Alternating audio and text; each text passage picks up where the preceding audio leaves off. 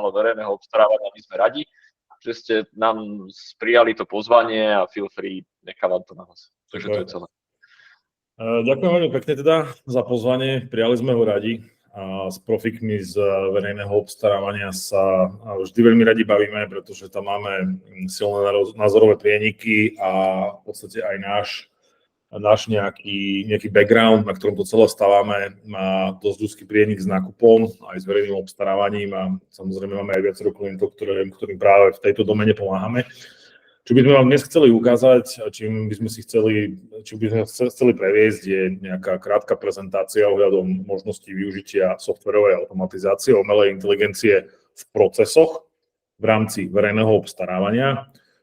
Nechceme to ponímať ako nejaký sales pitch, aj napriek tomu, že sme teda firma, ktorá práve v tom odvetví pôsobí a vyvíja software, ktorý pomáha našim klientom odbúravať administratívu a manuálne úlohy, ale v procesoch nákupu, verejného obstarávania a správy zmluv.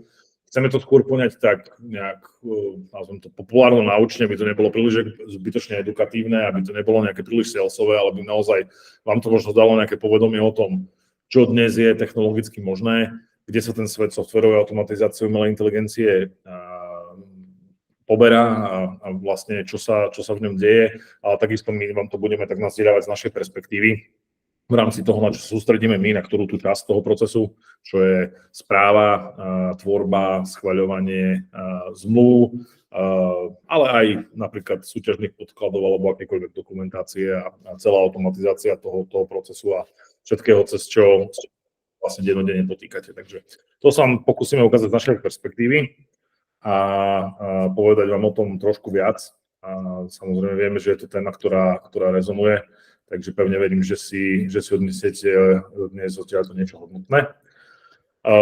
S týmto by som vlastne zahájil našu prezentáciu. Dajte mi prosím vás vedieť, či vidíte môj screen, či všetko funguje. Áno, vidíme aj počujeme. Vidíme. Ďakujeme.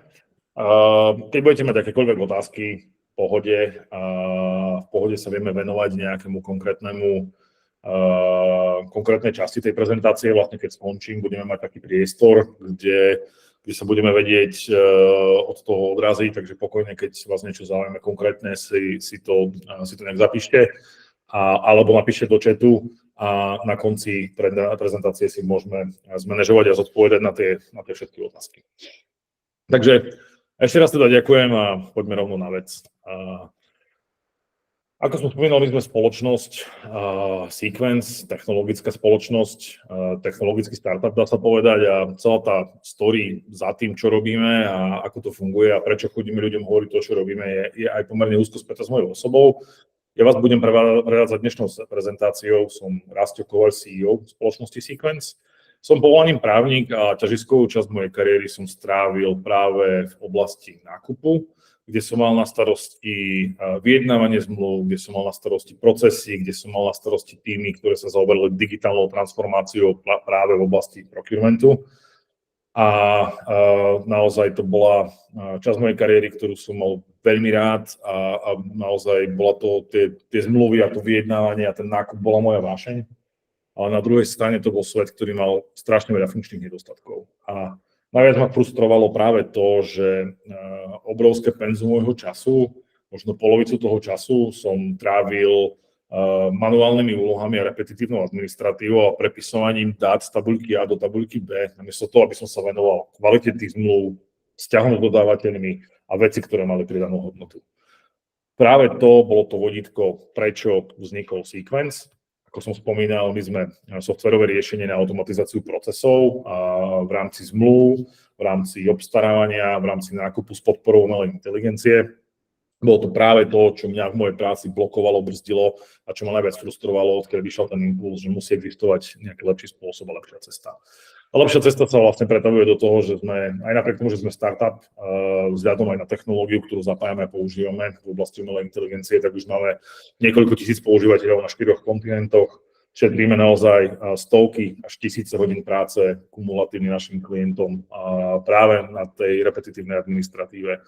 Do týmu sa snažíme samozrejme prinášať tie skúsenosti aj z odbornej roviny, to znamená, máme v tým právnikov, máme v týme ľudí, ktorí sa venovali nákupu a procesnému inžinierstvu a spájame ich s dátovými vecami a programátormi, aby sme vedeli vlastne vytvoriť takéto riešenie, ktoré uplatňuje reálne tú umelú inteligenciu.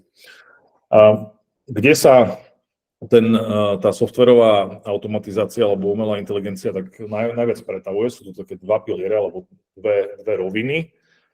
Jedna z nich je workflow, to znamená nejaký tok pracovných činností alebo nejaký proces, ktorým prechádza vo firme každé verejné obstarávanie alebo každý nákup. Čiže to je tá časť od požiadavky po nejaké úspešné ukončenie nejakého procesu, kde sa nám zapájajú všetci ľudia, vymieňajú sa dokumenty, vymieňa sa zodpovednosť, prebieha schvaľovanie, generujú sa nejaké dáta. Čiže to je jeden pilier, ktorý automatizujeme, kde pomáhame, a druhý pilier už je práca s tým samotným dokumentom, čo je srdce a ťažisko každého procesu. Hej. U nás my sa fokusujeme naozaj na zmluvy, ale sme agnostickí, viem pracovať aj s akoukoľvek inou dokumentáciou a tam ide o aplikáciu umelej inteligencie práve v oblasti tých dokumentov na vyťažovanie dát, na odpovedanie otázok, ktoré sa nachádzajú v tých dokumentoch. Obidva tieto piliere si vlastne dnes predstavíme a my vlastne sme silní a spájame obidva do jedného celku. Skúsme začať vlastne tým procesom. A povedzme si, prečo je proces ako taký v rámci verejného obstarávania a napríklad aj v rámci správy zmluv, ktoré sú súčasťou toho verejného obstarávania, problém. A je to v princípe preto. Ten proces je komplikovaný, má veľa procesných stavov, zapája sa do neho veľa ľudí a je tam množstvo aktivít, čo znamená, že má veľa trecích plôch. Tým, že má veľa trecích plôch, spôsobuje, že tam vznikajú nejakým spôsobom určité prestoje a samozrejme má to veľký nápor na administratívnu záťaž počas toho procesu, veľký nápor na manažovanie toho procesu, aby sme si boli istí, že v každom stave máme splnený nejaký checklist všetkých aktivít, ktoré potrebujeme vyriešiť. A to sa v konečnom dôsledku pretavuje do časovej zložky. To znamená, že to dlho trvá a naozaj, kým to je u nás na stole a kým to prejde celým tým procesom, tak nás to zaťažuje. Samozrejme, ten čas sa pretavuje potom do toho, že to našu organizáciu stojí celkom značné prostriedky. Vždy samozrejme, keď vlastne ideme cez ten proces, tak my si ho vieme rozbiť na nejaké procesné stavy, tak sa na to vždy pozeráme aj my, že príde niekde na začiatku tá požiadavka alebo iniciatíva, že je potrebné niečo nakúpiť alebo pristúpiť k nejakému verejnému obstarávaniu. Tá požiadavka sa musí pracovať, musí pristať na stole nejakému kompetentnému referentovi. Ten musí proste nejakým spôsobom to navnímať, začať riešiť buď trhové konzultácie, začať vytvárať súťažné podklady, prejsť si cez celú tú administratívu, až kým to dôjde do nejakej v podstate súťaže. Zase sa to konzultuje s nejakými ľuďmi, odborníkmi, s žiadateľom alebo tým nejakým garantom. Ten gestor to potom posúva ďalej na nejakých ďalších ľudí, ktorí sa k tomu nejak odborne vyjadrujú. Tá súťaž musí nejakým spôsobom prebiehať, má svoje pravidlá, zase je tam nápor na administratívu. Potom sa tá zmluva nejakým spôsobom, alebo tá súťaž sa nejak vyhodnotí, vyberie sa ten správny dodávateľ, uzatvára sa s ním zmluva, je tu ďalšia dokumentácia, potom sú tam nejaké zákonné regulatívne požiadavky, kde musíme zverejňovať tú zmluvu, nejakým spôsobom sa s tým vysporiadať. Tam to ale nekončí. Keď už máme podpísanú tú zmluvu s tým dodávateľom, tak ono to žije nejakým životom. Z tej zmluvy vyplýva nejaké plnenie. To plnenie by bolo dobré asi monitorovať nejakým spôsobom. A ak chceme byť naozaj úspešní a chápať a zlepšovať sa v podstate smerom dopredu, tak bolo by dobre mať aj nejakú datovú inteligenciu z toho, nejaké reporty. Poťažmo na konci dňa, keď nám príde nejaká ďalšia požiadavka a my máme historickú skúsenosť s podobným verejným obstarávaním, tak tie súťažné podklady by bolo dobre jednoducho nájsť, zrecyklovať a nejakým spôsobom využiť na to, aby sme sa inšpirovali do nového VOčka. Toto sa typicky deje offline, alebo je to fragmentované v rámci mnohých nástrojov. Všetky tieto vlastne požiadavky, zapájanie tých správnych ľudí, vytváranie, generovanie dokumentácie, doplnenie dát sa deje v mailoch, na počítači, niekde na hardisku, vo Worde, ľudia si to šerujú po kanceláriách, početoch, kade, ako sa to v podstate kombinuje a tým pádom v podstate z toho vyplýva to, že ten proces je fragmentovaný, rozdistribuovaný do mnohých nástrojov a tak komplikovaný proces manažovať v mnohých nástrojoch je naozaj mimoriadne efektívne. V dnešnej dobe kvalitný nástroj, kvalitný tool, ktorý podporuje softwarovú automatizáciu, vám drvivú väčšinu týchto činností vie zautomatizovať. To znamená, že z toho rozbitého fragmentovaného procesu vám to spraví jeden jednoduchý flow, a to tak, že požiadavka by mala sa zadávať vlastne systémovo cez nejaký interaktívny formulár. Na základe toho ten interaktívny formulár vie pochopiť, komu sa to má prideliť na základe nejakého komoditného rozdelenia, vygenerovať nejaké vstupné dokumenty, vyplniť ich dátami z toho formulára, spojiť to s tými správnymi ľuďmi, zintegrovať sa potom následne s nejakou tendrovacou platformou, či používate Josefinu alebo akúkoľvek inú platformu, tak vlastne tie dáta posunúť tam, po výberovom konaní vlastne vygenerovať zmluvu z tých výstupných dát, naplniť ju zase dátami, dať ju vyschvaľovať, podpísať elektronicky, čokoľvek, čo je potrebné, toto všetko vám už v dnešnej dobe šikovný nástroj vie sprostredkovať. Čiže na poli tej softwarovej automatizácie by to vedela byť veľká pomoc. Realita je ale trošku iná, stále tam vnímame aj hlavne u našich klientov, že je tam naozaj veľa tých vecí sa manažuje v Exceli, po mailoch, PDF-kách, ako som spomínal. A štatistiky v podstate hovoria jasnou rečou. A v prvom rade je to ten jazyk tých nákladov. 33%, čo je naozaj značná porcia nákladov, je rozdiel v organizáciách, ktoré toto robia efektívne a ktoré toto nerobia až tak efektívne. To znamená medzi organizáciou, ktorá má nejaký automatizovaný a systémový proces na to, organizáciou, ktorá to robí tým klasickým spôsobom. 40% času sú nákupcovia a právnici nútení venovať sa úlohám, ktoré si nevyžadujú ich odbornosť. To znamená, vy ako profesionáli verejného obstarávania ste sofistikovaní, vysoko kvalifikovaní ľudia a vy keď máte prepisovať naozaj nejaké dáta z kolónky A do kolónky B alebo skres dokumentami, to je veľmi zle investovaný čas. A až 65% profíkov, ktorí pracujú v oblasti procurementu, nákupu verejného obstarávania a považujú administratívu okolo toho procesu za ich najväčší trn v pete. Otázka je, aby samozrejme celé toto sa nám v konečnom dôsledku, ako som spomínal, premieta do nejakého času. Ten čas je zložka, ktorá je vo VOčku naozaj veľmi dôležitá, lebo my tým VOčkom obsluhujeme v podstate nejaký public good, alebo robíme proste verejnú službu. Ten nápor na to, aby to bolo nejakým spôsobom efektívne obstarané, ale hlavne včas a čím skôr je naozaj dôležitý, takže to je to veľmi dôležité povolanie a realita alebo čísla z reportu Európskej komisie hovoria jasnou rečou. V podstate v našich podmienkach od vyhlásenia súťaže po výber dodávateľa to trvá nejakých 179 dní. V Čechách kolegovia to majú rýchlejšie, nejakých 170 dní. Priemer EÚ je 90 dní. Otázka teda je úplne jasná, či sa to dá spraviť rýchlejšie. A my práve veríme, že softwarovou automatizáciou a uplatnením umelej inteligencie je to možné spraviť rýchlejšie. Naše čísla hovoria nasledovne. Toto je prípadová štúdia od jedného z našich najväčších klientov, kde sme im vlastne pomohli spracovať proces tvorby zmluv a tvorby dokumentov a v podstate okolo toho aj celý workflow zautomatizovali, kde sme prešli z Excelu a SharePointu na naše automatizované riešenie, tak oni zaznamenali zrýchlenie celého procesu, keď už to robí aplikácia o 49%. Produktivita týmu sa zvýšila o 34%, čo v princípe znamená, že rovnaký počet ľudí zvládlo tretinu viacej agendy, rovnako efektívne. A interný audit im ukázal, že compliance, to znamená checklisty, súhľad s internou politikou organizácie alebo nejakou regulatívou sa im naozaj zvýšilo 62%, čo bol dramatický nárast. A to preto, že človek si to nemusel pamätať, už tie nejaké matice alebo checklisty si nemusel niekde vyťahovať, ale všetko je to vlastne na pozadí už spracované v rámci nejakej systémovej logiky. Čiže systém vás upozorňuje, že vám niečo chýba, že tam nie je checklist, že niečo nie je vlastne v súlade s tým, ako by malo byť. To je vlastne v podstate nejaká taká procesná automatizácia z helikoptéry a teraz môžeme ísť na tú sexy časť, ktorú ľudia majú radi a to je aplikácia umelej inteligencie. Umelá inteligencia sa nám priamo viaže na prácu s dokumentami. Prečo to tak je? Vysvetlím o chvíľku. Môžeme si zadefinovať, prečo sú vlastne tie papierové a skenované dokumenty v rámci verejného obstarávania problém. Je to preto to. My sme firma, ktorá sa zoberá umelou inteligenciou, sme AI firma, tak sme sa opýtali AI, ako vyzerá typický dokumentový repozitár v organizáciách a toto z AI vyliezlo. Môžem potvrdiť, že to, s čím sa stretávame u klientov, korešponduje s týmto obrázkom. Buď sú tie dokumenty niekde na harddiskoch, na cloude, alebo proste uložené niekde v počítači, ale v nejakých foldroch, kde vy keď máte stovky a tisíce dokumentov, tak tam musíte ísť pracne hľadať a to vyhľadanie je veľmi náročné a zároveň takisto časovo náročné. Potom niektoré organizácie si vedú nejakú metadatovú štruktúru, či už v Exceli alebo na SharePointe, to už je taký vyšší level, ale nikdy si nemôžete byť istí, že to, čo máte zapísané v nejakej metadatovej štruktúre o nejakých vašich dokumentoch, naozaj presne jednak jedné s istým dokumentom.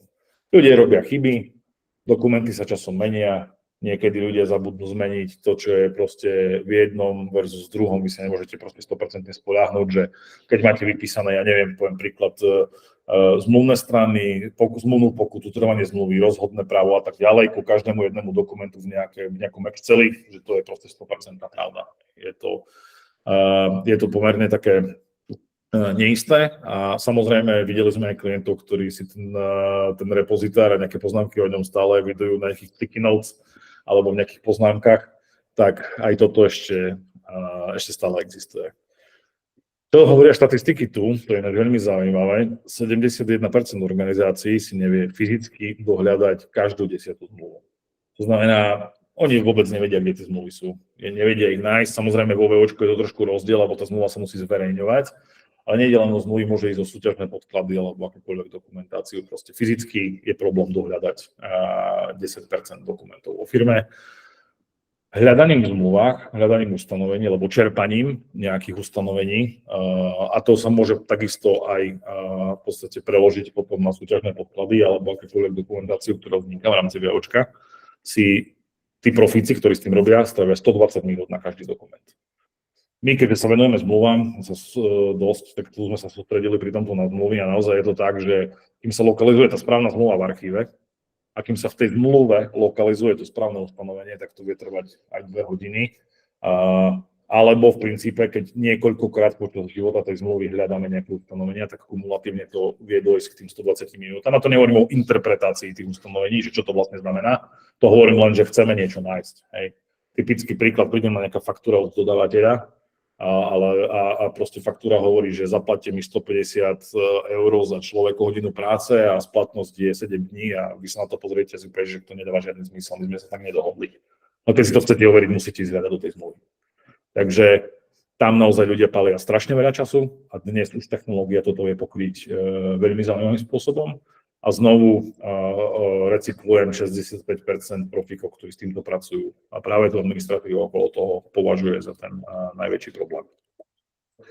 S čím sa stretávame najčastejšie my, keď pracujeme s klientami pri tých archívoch alebo dokumentových repozitároch, sú v nejakých 3 nasledovných rovinách. Najčastejšie dôvody interakcie s tým zmluvným archívom alebo repozitárom sú práve kvôli tomu, že tí profíci, ktorí s tým pracujú, hľadajú zmluvy kvôli nadchádzajúcemu obnoveniu. To znamená, že chcú vedieť, že za akých podmienok to vedia obnoviť alebo naopak tú zmluvu nejakým spôsobom terminovať.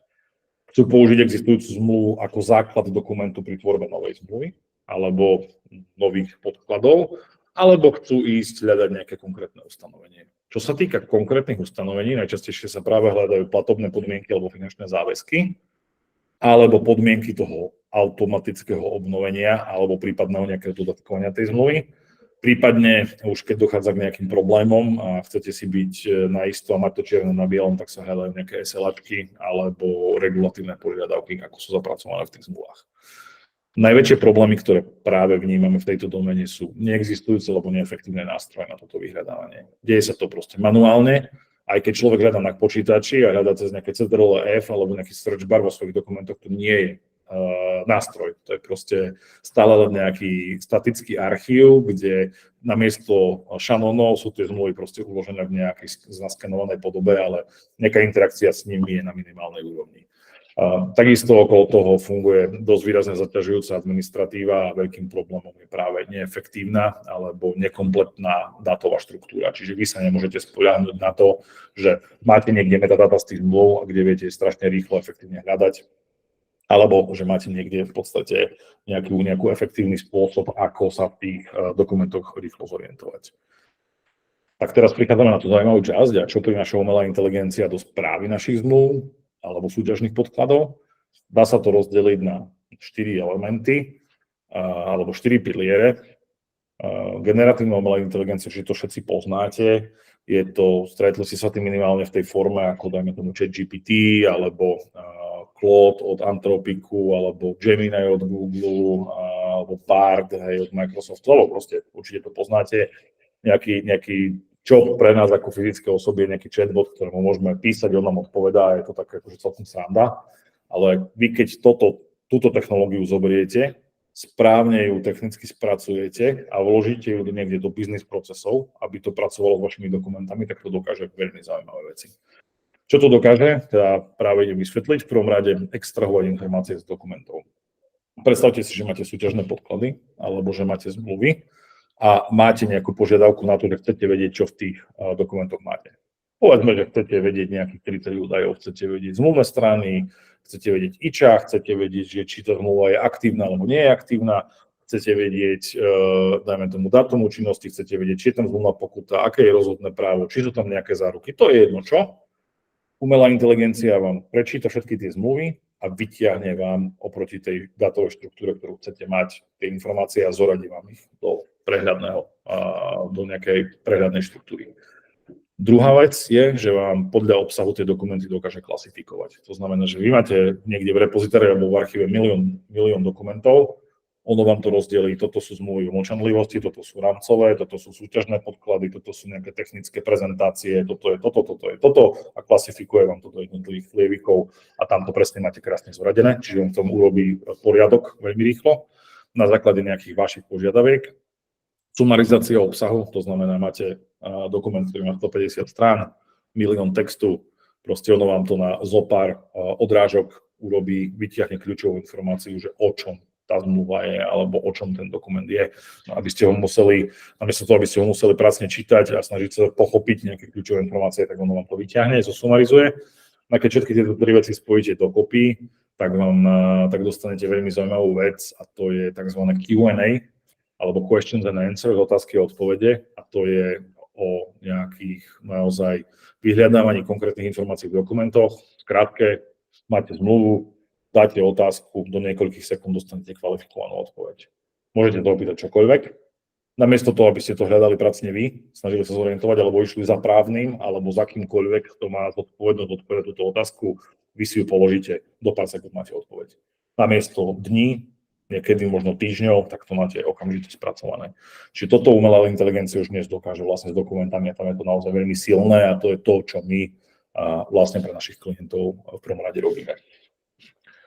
Veľmi často sa nás potom ľudia pýtajú, že ako funguje také nasadenie umelej inteligencie alebo nejakého veľkého jazykového modelu priamo do vašich biznis procesov alebo na vašich repozitárnych dokumentov.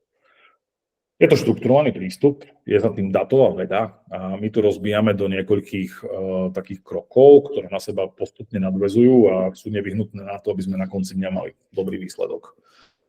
Vždy začíname na začiatku je nejaká papierová forma, kde tie dokumenty sú uložené. Samozrejme, odtiaľ krok k tomu, aby tie dokumenty boli naskenované. Už dnes samozrejme aj vo VOčku disponujeme tými skenmi alebo dokumentami v digitálnej podobe, takže to je fajn. My teraz zoberieme vždy na začiatku, keď máte portfólio tých dokumentov, povedzme ich 10 000, 100 000, milión, to je jedno. My zoberieme nejakú reprezentatívnu vzorku tých dokumentov, povedzme 100, 150, 200. Tieto dokumenty potom spoločne vezmeme a snažíme sa zapojiť technológiu, ktorá je na báze Optical Character Recognition, tzv. OCR, plus nejaké ďalšie technológie, ktoré nám umožnia ten sken prečítať. To znamená, že dostať z neho informácie do čitateľnej podoby pre umelú inteligenciu. Keď máme urobené to OCR, tak potom ešte podľa toho, ako tie dokumenty vyzerajú, pristupujeme k takému čisteniu alebo nejakému preprocesingu, keď sú tam tabuľky, keď sú tam rôzne zalomené texty, rôzny formát, dvojazyčné dokumenty, čiary tam chodia cez stranu, perom dopísané veci a tak ďalej.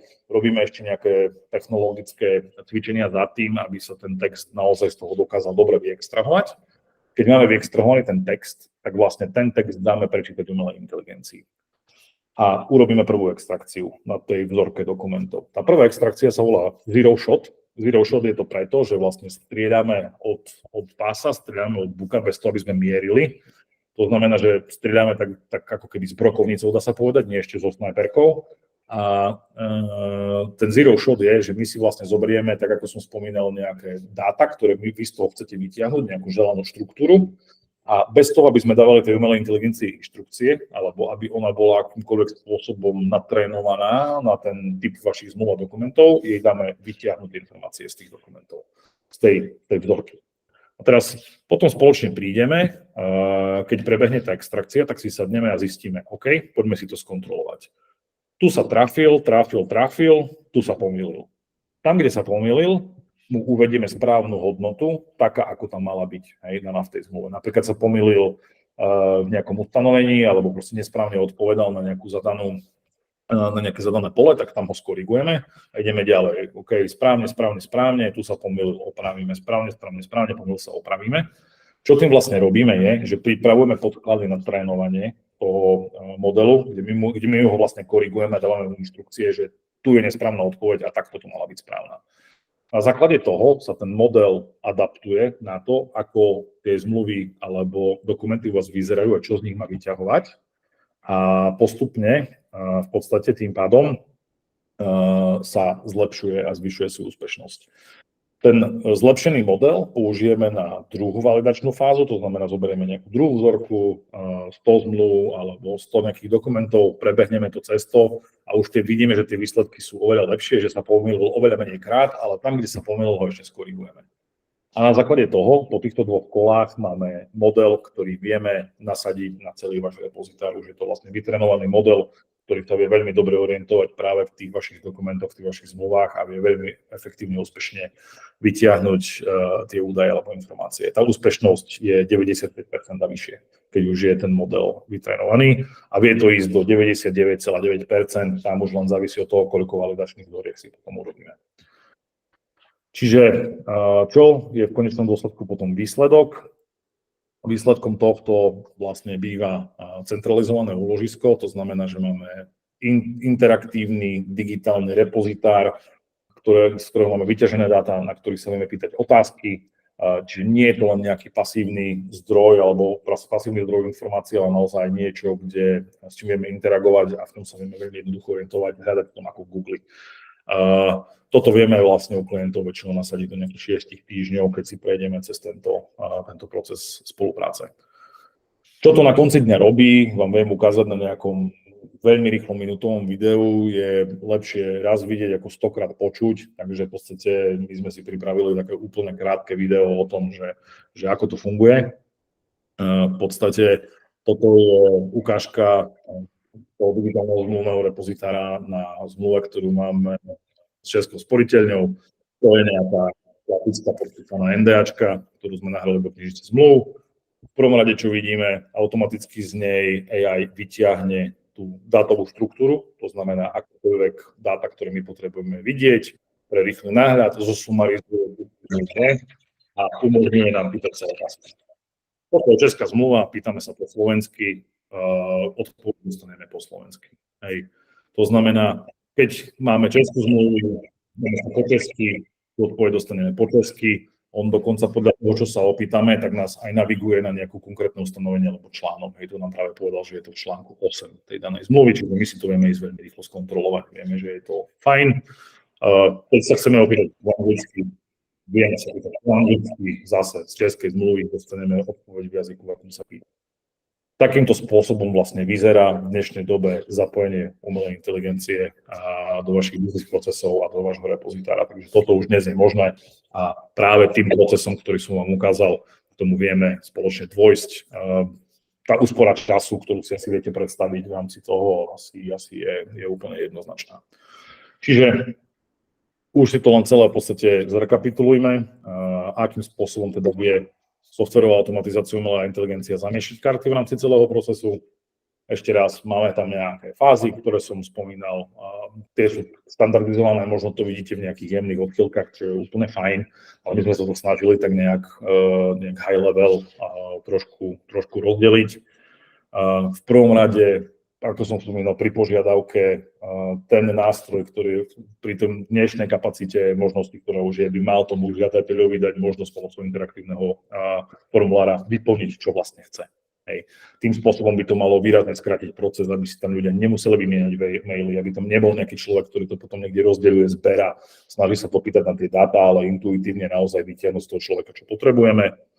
Po zadaní tých informácií by nám nástroj mal samostatne vygenerovať zmluvu, prípadne súťažné podklady, v podstate doplniť tie dáta z toho formulára automaticky a zabezpečiť vlastne efektívny proces, poslať všetkým ľuďom na revíziu alebo spojiť to s tými správnymi ľuďmi podľa toho, aký typ verejného obstarávania sa jedná. Bez toho, aby to musel niekto manuálne naháňať alebo sa pozrieť do nejakej matice, že kto by to mal byť zapojený.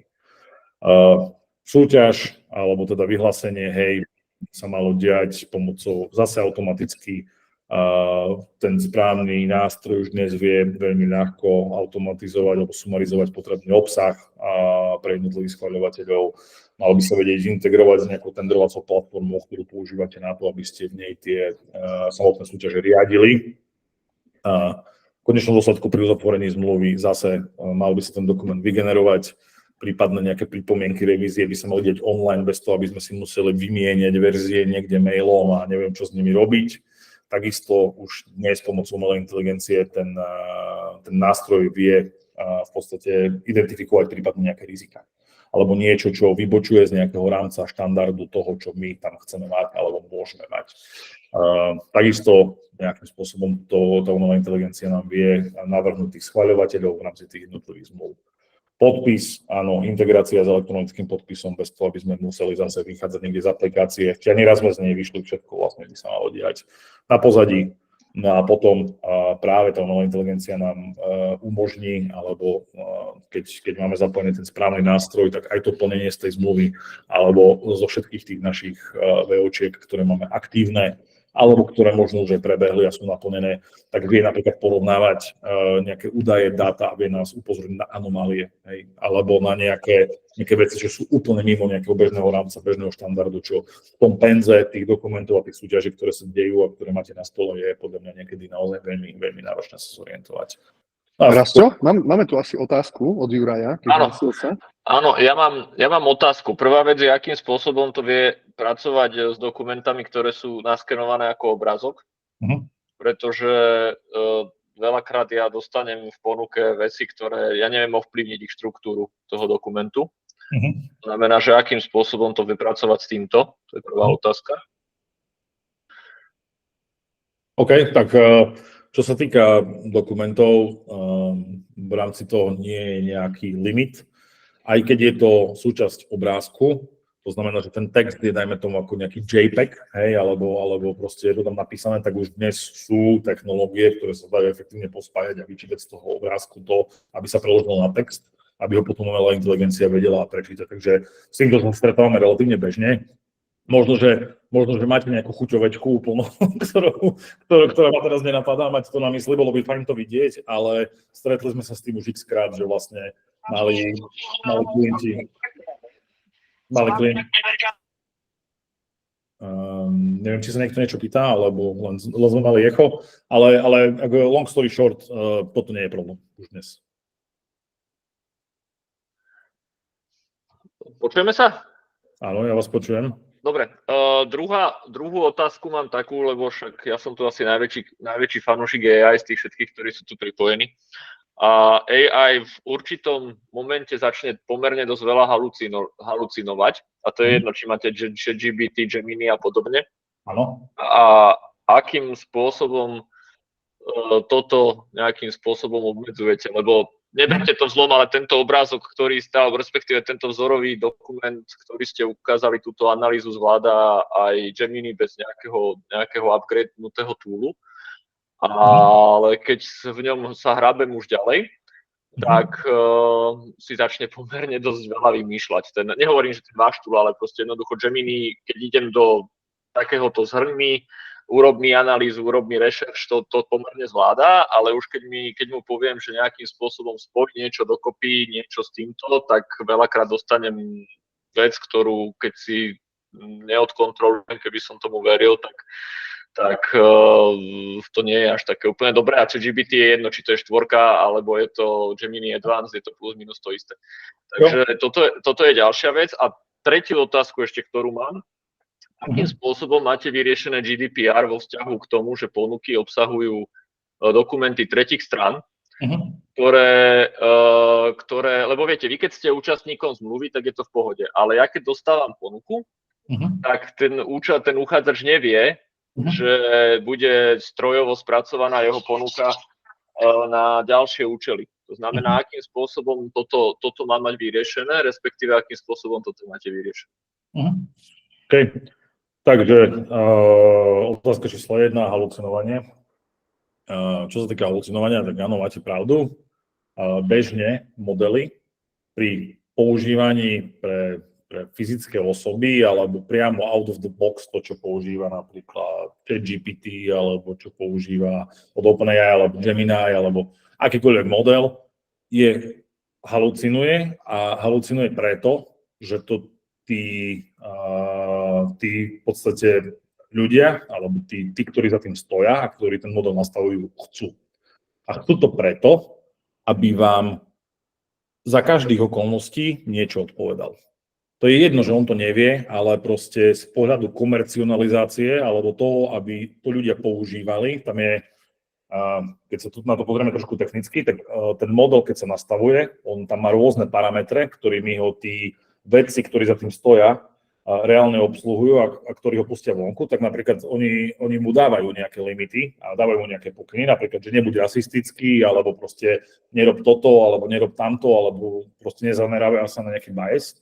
A takisto je tam tzv. Temperature, a tá temperature znamená, kde vy ste na takej škále, takej teplotnej, či ste na jednom konci alebo druhom konci, tak oni tam tú temperature nastavujú tak, že nakoľko si má vymýšľať, alebo nakoľko má ako keby nejaké voľné pole na to, aby začal proste halucinovať. A vyslovene to ide len o to, že tie modely na začiatku, však aj OpenAI začala ako open source, na začiatku to bola nezisková organizácia, ktorá lákala vedcov na to, aby proste naozaj prišli a posúvali niekde hranicu umelej inteligencie pre ľudí. Proste dostali aj granty od vlády a tak ďalej a postupom času, keď už mali nejaký reálny produkt, tak sa pretransformovali na SROčku a zarábajú z toho ťažké peniaze. Tie peniaze nezarábajú od ľudí, ktorí prídu akože na ChatGPT, na stránku OpenAI a proste niečo si tam svoje dávajú a píšu do toho okna. Toto je stále akože free of cost, ale zarábajú samozrejme na tom, keď sú proste firmy, ktoré to reálne potom zapájajú do nejakých svojich buď nástrojov, alebo už priamo do tých operácií. A súčasť toho komerčného modelu je, že musí vám vedieť odpovedať na otázku. A to je jedno, že to není úplne dobré, ale vždy vám niečo povie. A preto tam tá halucinácia nejakým spôsobom existuje. U nás ten model je izolovaný. To znamená, my ho trénujeme na vašich dátach a jediné, čo on pozná, je text vašich zmluv. On proste nič iné nerieši, nič iné nie je ako keby jeho zdroje poznania. To znamená, poviem jednoduchý príklad, keď sa ho opýtate, aká je zmluvná pokuta v zmluve, tak on proste to tam začne hľadať a buď vám to povie, alebo vám povie, že takáto pokuta sa v zmluve nenachádza, alebo že ju nevie povedať. A keď sa ho opýtate, aké je počasie v Košiciach, tak vám povie, že takúto informáciu nemá, alebo ju nedisponuje. To znamená, že my na začiatku, keď to trénujeme v podstate, tak my aj využívame samozrejme model od OpenAI, ale v konečnom dôsledku vy, keď dostanete natrénovaný model, tak to už je vlastne váš model, ktorý je prispôsobený práve na ten váš svet a na tie vaše zmluvy, na tie vaše dokumenty. To znamená, že on čerpá informácie len z nich a nezačne halucinovať, pretože tu temperature na halucinovanie tam proste nemá. To je jedna vec, čo sa týka nejakej security, alebo samozrejme otázky na to, ako v podstate pristúpiť k tomu, že môžu ísť tie informácie niekde von, alebo z pohľadu GDPR. Samozrejme, keďže pracujeme s citlivými údajmi a citlivými dokumentami, tak tá bezpečnosť je na mieste. My osobne ako... Prepačte, nie, tu sa nerozumieme. Tu sa nebavím o tom, že či to ide von alebo nejde von, ale pracujem s dátami, ktoré mi poskytli tretie osoby, ktoré nevedeli o tom, že budú strojovo spracovávané tie údaje. Tak na to vám ja ako dodávateľ neviem odpovedať, že ako vy máte ošetrený vzťah so svojimi proste protistranami. Ja osobne, akože môj best practice alebo môj nejaký návrh by bol v rámci toho VOčka im to dať vedieť dopredu. Že napríklad budem strojovo spracovávať vaše odpovede.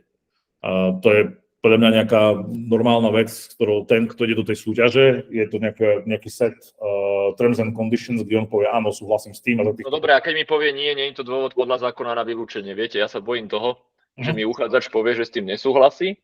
A teraz čo? pretože zákon mi nešpecifikuje ako toto dôvod vylúčenia. Teraz čo s ním? Hej, proste čo s takou ponukou?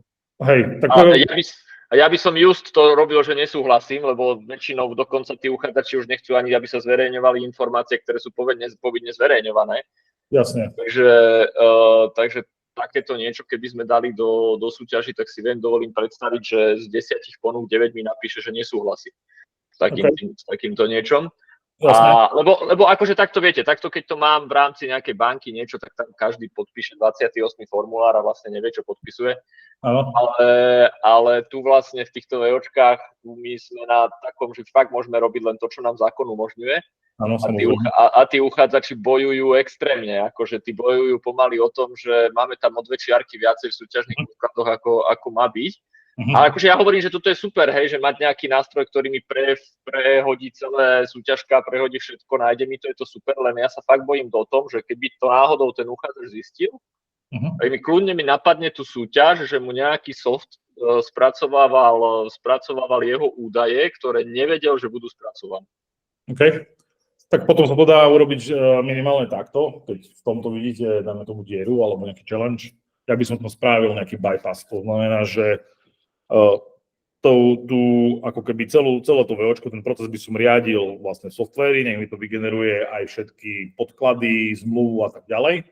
Potom, keď prídem do tendrovacej platformy, oni mi dávajú nejaké odpovede, dobre, tak toto spracovať budem tak, ako to robím doteraz, hej, to znamená, že nepotrebujem to dávať do softveru, ale ako náhle mám nejakého víťaza, hej, nejakej súťaže, tak on už musí súhlasiť s tým, že vlastne tá jeho zmluva na konci nie je zverejnená. Hej, to proste nemôže povedať, že on nesúhlasí s tým, aby sa niečo tam spracovalo, to by podľa mňa aj išlo proti tomu ráciu, čo teda to VOčko má, tak tú jednu časť by som proste nechal stále na tom manuálnom spracovaní, ale všetko ostatné už môžete tlačiť do softwarovej automatizácie a do AI. Na druhej strane podľa mňa, ako keby, a to je skôr filozofická otázka, to si môžeme kľudne pri káve a nejakým spôsobom ísť do tejto debaty, ale keď oni dajú, dajme tomu nejaké odpovede na súťaž v Exceli, hej, a vy na to máte nejaký automatizovaný search, alebo proste máte na to urobený nejaký prompt alebo pivot tabuľku, tak je to spracovanie? Je. Hej, akože zakáže vám niekto dávať si do pivot tabuľky v Exceli ich odpovede. Podľa mňa je to také strašne na hrane, hej, že čo vám povie. A teraz vy nemusíte umelú inteligenciu využívať na tie živé, povedzme, odpovede, ktoré oni dajú v tej súťaži. To je fajn, v poriadku, ale vy budete umelú inteligenciu využívať len na dokumenty, ktoré máte uzatvorené, podpísané, vybavené a dajme tomu, nebude sa to týkať práve tých, kde máte živé súťaže. Takto si to teoreticky viem predstaviť. Hej. Kým nepríde, dajme tomu nejaké legislatívne krytie toho, čo spomínate vy, Juraj, že proste potrebovali by ste, aby vám tí ľudia boli nejakým spôsobom uzrozumení s tým, alebo tí, ktorí sa prihlasujú do tej súťaže, že je úplne normálne a logické, že to chcete vybaviť rýchlo, efektívne a správne, tak to chcete si pomôcť nejakým strojom alebo nejakým softverom a spracovať tie odpovede. Čiže ja to akože skrátke vidím asi tak. Nie som odborník na VOčko, ani sa tomu samozrejme nepasujem, takže neviem vám dať kvalifikovane nejakú pomoc, ale takým sedliackým rozumom to vidím asi takto.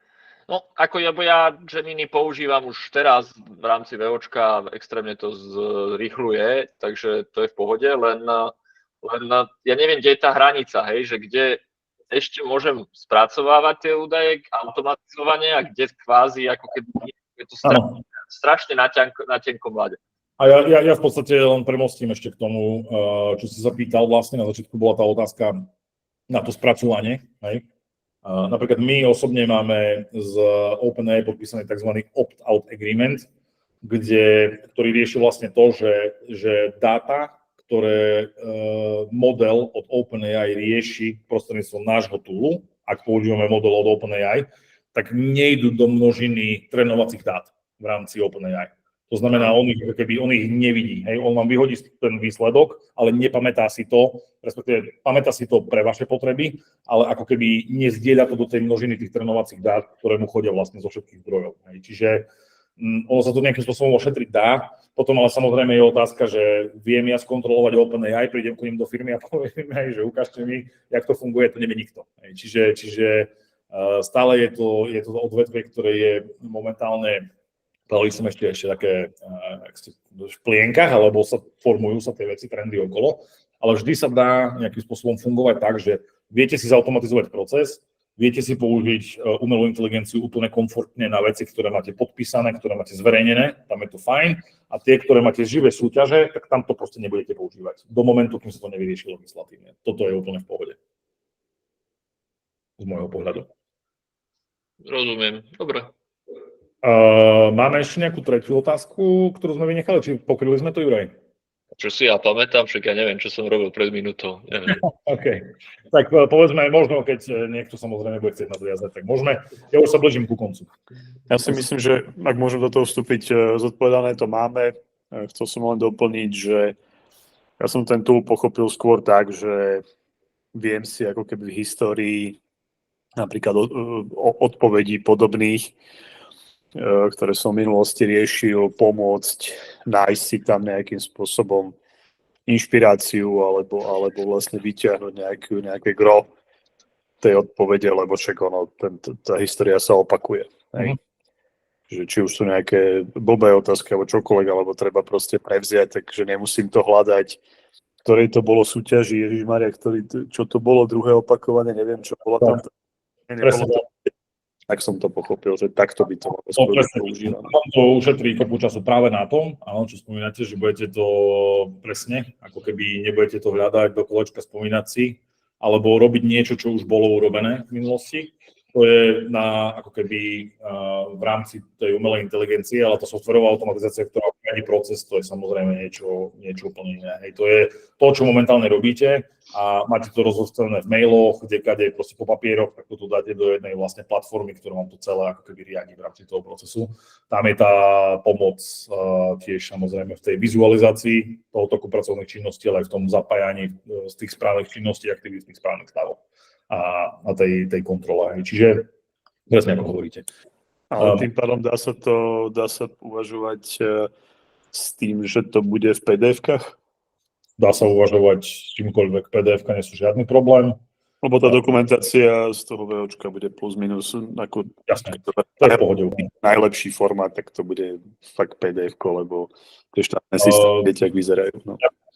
Nie, to vôbec nie je problém a vlastne mi PDF-ko je dobré, to je super formát, proste tam máte všelijaké GIF-ka, máte JPEGy, máte úplne divné formáty, presne spomínal Juraj, obrázky pomaly. My vydáme skeny často, kde sú dopísané rukou veci, nejaká čiara cez celú tú stranu a tak ďalej, takže to je v pohode, s tým sa technológia už dnes vie dobre vysporiadať. Ako teda vidíme budúcnosť, to je skôr už také nejaké, poviem, taký pop culture trošku, taký náhľad do budúcnosti, čo bude o 50 rokov. Vieme, že vlastne v rámci VOčka tí profíci spracúvajú a makajú na kope aktivít a sú tam rôzne činnosti, kde my vlastne vidíme, že v budúcnosti tú činnosť bude vedieť prevziať stroj a kde ten človek naozaj zostane v pozícii decision makera, ktorý bude ten proces nejakým spôsobom strategicky pripravovať, plánovať, riadiť, ale tú administratívnu činnosť celú sa nechá na stroj.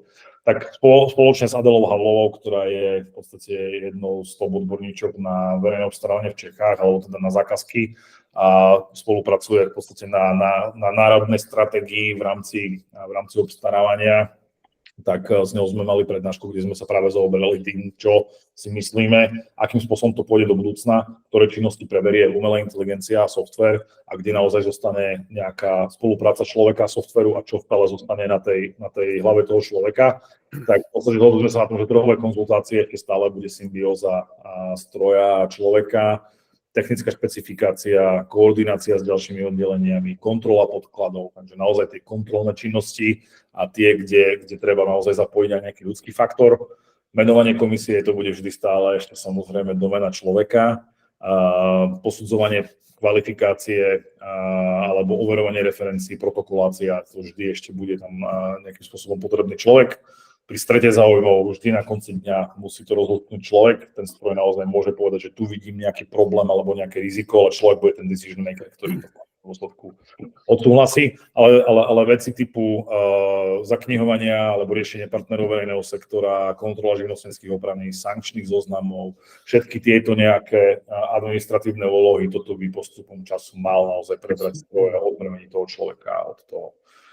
A vždy, keď na konci dňa sa nás ľudia veľmi často pýtajú, že čo to znamená pre nich, čo ten nástup umelej inteligencie a softwarovej automatizácie znamená pre mňa, zoberie to môj job nejakým spôsobom, ako sa to proste zmení, je to pre mňa riziko, tak zatiaľ aspoň to, čo ja vnímam a čo vidím a ako odpovedáme je, že umelá inteligencia ešte dlho plnohodnotne nenahradí človeka v rámci verejného obstarávania, v rámci nákupu. Naopak je to veľmi dobrý pomocník, ale určité veci, ako je práve strategické plánovanie, nejaká intuícia a nejakým spôsobom ako keby vyhodnotenie, že čo je dobrý a čo nie je dobrý deal, toto ešte stále veľmi, veľmi dlho bude ako keby v domene človeka. Takže je to veľmi dobrý pomocník, je to ako taký nejaký proste asistent, alebo nazvem to nejaká sekretárka vlastne k tomu každému človeku a bude fajn mať práve tú symbiózu človeka a stroja, kde na konci ten človek bude vedieť povedať to ultimatívne rozhodnutie, ale s administratívou mu bude pomáhať práve stroj. Zastaviť sa to už nedá, ten vlak je tu, on sa už naozaj reálne pohol, nejakým spôsobom späť to nepôjde, takže je dobré naozaj vnímať tie trendy, proste naskočiť na to a snažiť sa nejakým spôsobom z toho vyťažiť čo najviac. Na konci dňa vždy, keď si položíme otázku, že kto bude lepší profik vo VOčku, ten, čo používa AI, alebo ten, čo nepoužíva AI, tak minimálne ten, čo používa AI, bude určite nejaký rýchlejší a nejakým spôsobom sa odbremení od nejakej administratívy. Takže takto to vidíme my z nejakého nášho pohľadu, z pohľadu spoločnosti, ktorá zapája umelú inteligenciu do contract managementu aj do nejakých back-officeových procesov a ktorá teda pracuje s nákupcami aj s profitmi v rámci VOčka. A ja dúfam, že nejakým spôsobom, keď toto, čo tu odznelo, bolo pre vás nejakým spôsobom zaujímavé, že si z toho aj dnes niečo odnesiete. Keď budete chcieť, tak ľudia nás sledujte na LinkedIne. Dosť často sa venujeme tej téme umelej inteligencie. Takto sme sa v podstate aj s Jurajom spojili v konečnom dôsledku, že sa navzájom sledujeme. Nasťo? Môžem ťa len prerušiť, máme tu ešte otázky, tak predtým, ako to nejako uzavrieš. Tak... Jasné, takže ja sa tu zastavím a ja ešte predtým, ako pôjdete na otázky, Rastio, ja vám ďakujem, ja musím utekať, takže ja sa odpájam, ďakujem pekne, máte priestor na otázky, ďakujem pekne, ja musím utekať, takže ďakujem pekne a pokračujte ďalej. Dovidenia. Majte sa. Tak nech sa páči, poďme po poradí, možno, neviem, máte či vidíš v čete nejaké otázky, alebo... V čete nevidím, ale hlasil som najskôr Martin Boržík, tak môžem nechať priestor. Skúsme. Dobrý deň všetkým. Ja som čakal rozuzlenie tejto krásnej histórii, že teda odprezentujete, že a teraz už je to v podstate brutálne pred nasadením na najväčšie štátne organizácie, lebo tam by sa to naozaj hodilo. A skončilo to len týmito QR kódmi.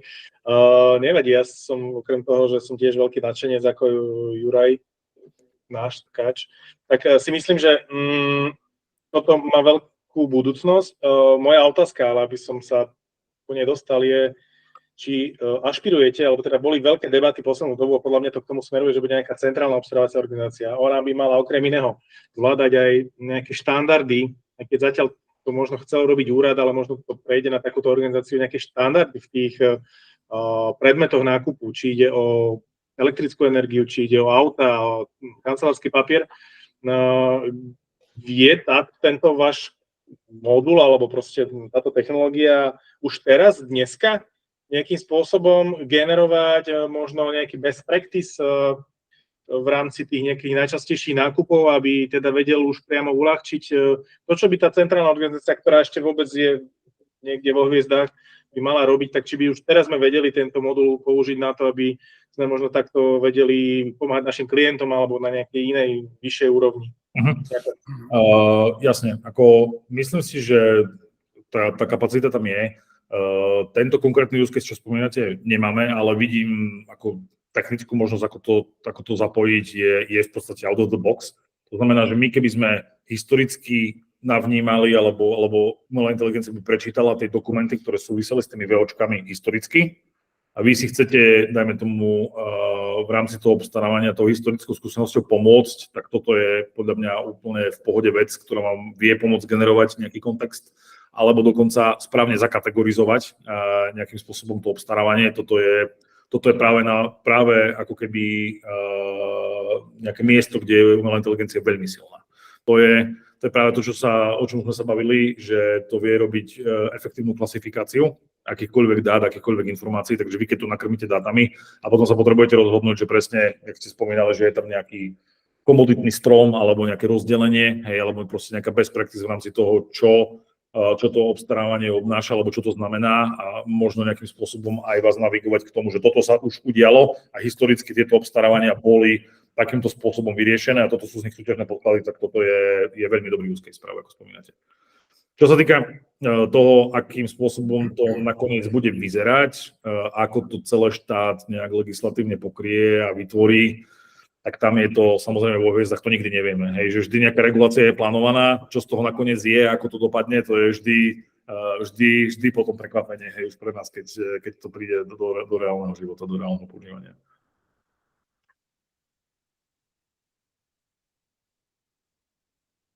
Tak, máme tu ešte jednu otázku od Ľuboša. Ja teraz nevidím priezvisko, tak sa ospravedlňujem. Ľuboš Barbarík, ja ho vidím. Áno. Ja sa chcem spýtať, my sa okrem VOčka venujeme aj podnikovému strategickému nákupu, že aké reálne praktické skúsenosti v československom priestore už máte vlastne v tej nákupnej administratíve, najmä pri strategických nákupoch, že prípadne aké firmy s tým už koketujú a čo tam s tým robíte? Tie skúsenosti sú pomerne silné. Keď zoberiem nejaký priestor, dajme tomu Československo, aj keď to môžem zaramcovať, tak medzi našich klientov patria mobilní operátori, jedna z najväčších bank na Slovensku. V rámci VOčka, dajme tomu aj ministerstvo vnútra, ktoré si tam rieši práve ten proces, ktorý predchádza vytvoreniu samotnej súťaže, čiže nejaká požiadavka, spracovanie požiadavky, pridelenie tých správnych ľudí, tvorba nejakej dokumentácie, sledovanie toho workflow, tam vám to veľmi pekne funguje. Centrálne nákup Plzeňského kraje, Notino, Livesport, proste tých dajme tomu, Eurovia, čiže tých use caseov reálne, kde sa to používa v rámci strategického nákupu, nie len ako zmluvný modul, ale už aj ako taká demand planning platforma, kde naozaj si tí nákupcovia vedia veľmi dobre dostať dobre spracovanú požiadavku, prejsť si celým tým procesom, vizualizovať, kde to práve stojí, čo sa s tým deje, aké budú ďalšie nasledujúce kroky a pripájať tých ľudí, ktorí sa k tomu musia prideliť v tej reálnej fáze, tak tam tie use case máme celkom silné. A ten feedback je veľmi pozitívny. Takže keď sa chcete potom na to nejak bližšie pozrieť, môžeme si dať nejaký offline meeting na krátko, my vám ukážeme presne, ako to vyzerá, čo to robí a v podstate môžeme vám predstaviť aj nejaký reálny use case u klienta, čo im to prinieslo. Máte už aj nejaké reálne prepojenie na nejaký nákupný tool, alebo... Robíme integráciu s Josefínou akurát, teraz to v podstate s ProWebBizom doľaďujeme. Takže to bola tiež aj jedna z požiadaviek, keď sme to zapojili na ministerstvo vnútra, postupom času im začalo dávať veľký zmysel, aby sme spojili práve s Josefínou. Takže toto by sme mali mať hotové v lete, no a potom sky is the limit. Ďakujem. Nech sa páči.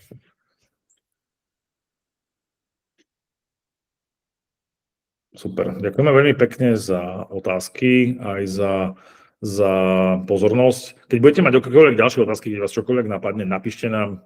Jasné, že radi sa pozrieme aj na tie možno individuálne otázky, individuálne use case, prípadne ako by to vám vedelo pomôcť v rámci vašej organizácie, v rámci vášho života v práci, šetriť ten čas a byť efektívny. Takže budem rád, keď sa stretneme na akomkoľvek evente. Keď idete niekto z vás na EBF do Ostravy, tak tam budeme určite. To je taký event, kde sa vieme stretnúť, takže určite radi potrasieme rukou a pokecame. Takže za nás ďakujem veľmi pekne a keby niečo, pokojne píšte, volajte, sme tu pre vás. Nejaký kontakt na vás? Pošleme prezentáciu, na konci tej prezentácie máte QR kódy a tam vlastne vám vyskočia všetky kontakty. Ďakujem. Ďakujeme vám veľmi pekne a želám ešte krásny zvyšok dňa. Ďakujeme aj za Uniu, majte sa. Dovidenia. Majte sa krásne.